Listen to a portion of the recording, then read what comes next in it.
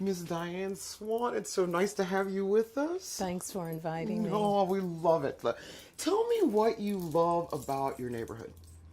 Well, what I love primarily about my neighborhood are the relationships that I've had over the past 40 to 50 years with other people from the community that have lived in the community much longer than myself, although a number of us were displaced from the Hill District. So Homewood is our home. You know, we're not stuck here, as a lot of people suggest. We're here because we want to be here, and we're grateful to still have the connectivity of one each other to support one another, and our families have grown up together, and some of the children have moved on and the others have remained here, you know.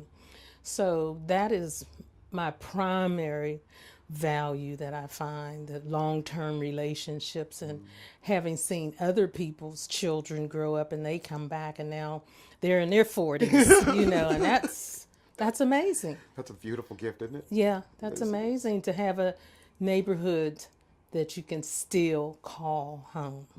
And that's the good news. Well, tell me some of the things you don't like. Well, actually, there's enough. I'm not going to talk about anything about bad news, what I don't like. What I don't like is not inside the community. What I don't like is outside of the community, how often decisions are made about our community without our real input.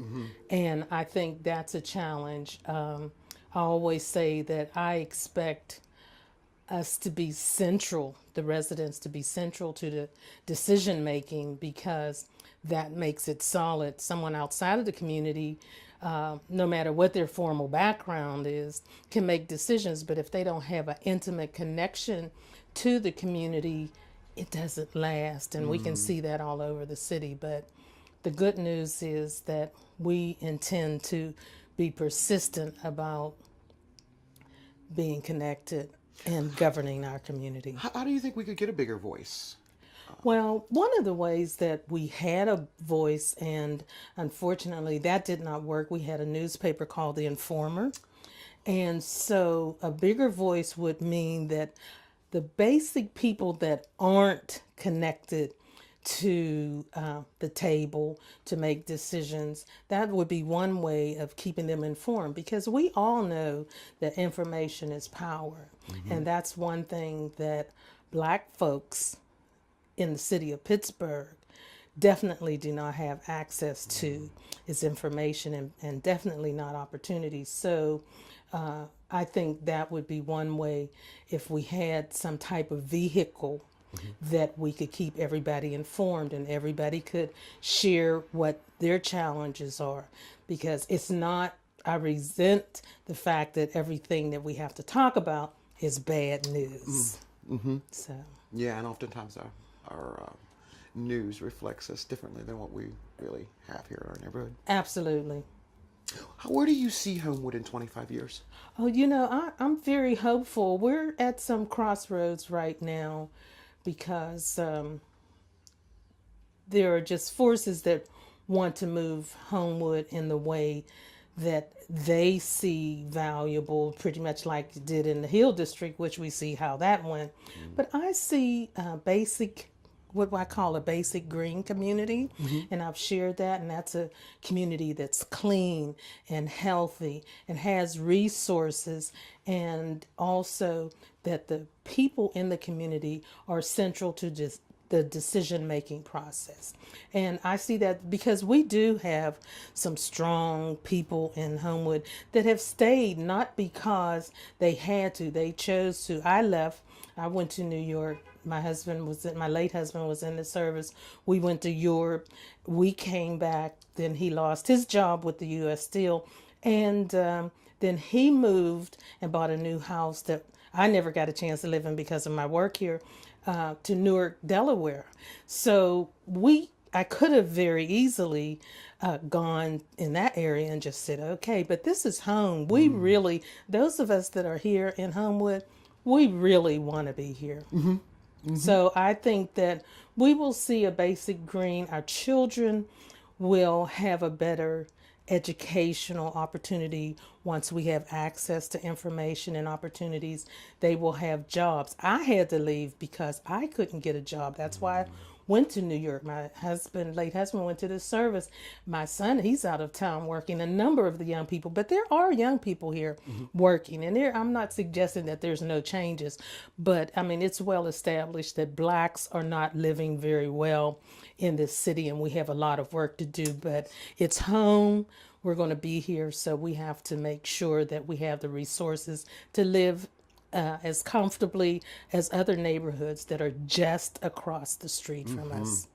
So you mentioned, I think you've been here living in Pittsburgh 50 years? on and I've off? been in Pittsburgh all my life. I lived in the Hill District as a kid, and then when they built the Civic Arena, we were displaced to Homewood. So I've been in Homewood the majority of my life, probably 56, 57 years. I'm 68 years old now, so Good. You thank look you. good, my So sister. I've been Homewood most of the time. So I take it very seriously when people begin to make decisions for our community.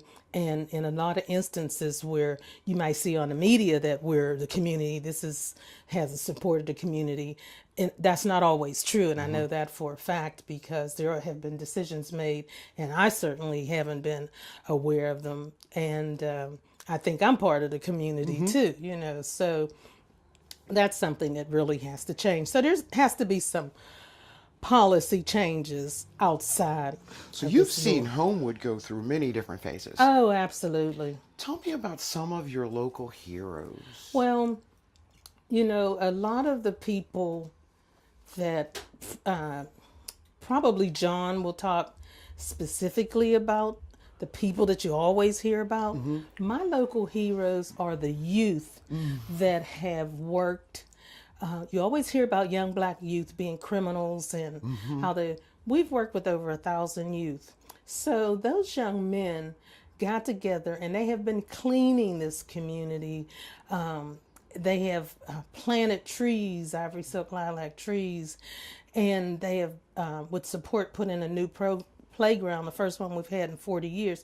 So those are my heroes, the young men that they don't even know the history and they don't know their future yet, but we're trying to encourage them to believe. And I'm hopeful that they will have a great future and they don't have to leave Pittsburgh to find They resources. don't even know they're heroes, and they are. Yeah, they are heroes. Absolutely.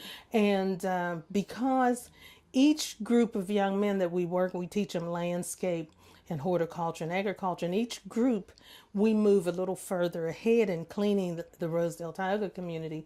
And if it was not for the youth, we would not be living in the safety and the clean environment, healthy environment that we live in, because when you clean up an environment, then you change the attitude of the people around you. It may not change everyone's attitude, but it changes the attitude of people. There's a spiritual in change.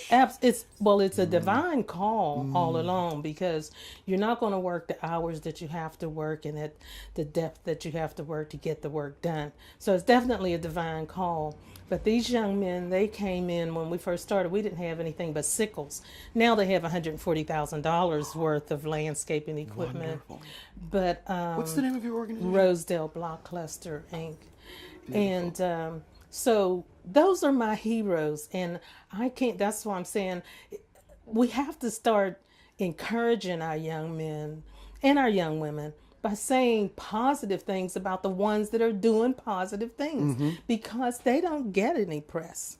Yeah, you're right about that. Absolutely. It's negative all the time. So I want to just talk about the good news about our young men, so those are my heroes, and Jon knows everybody, and Tell me, I moved here some years ago, but I can remember there was an event called the Harambe Festival. yes, and I'm glad you mentioned that. I don't want to interrupt your question, but one of my heroes is Fred Logan.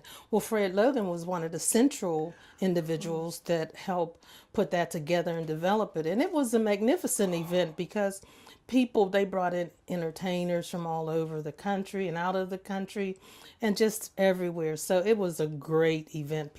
We had family reunions around that event, so it was really good. So I'm glad you asked him, because when it comes down to heroes, and he's a historian also because he's been around to hear everything that's going on. So it was a great gathering.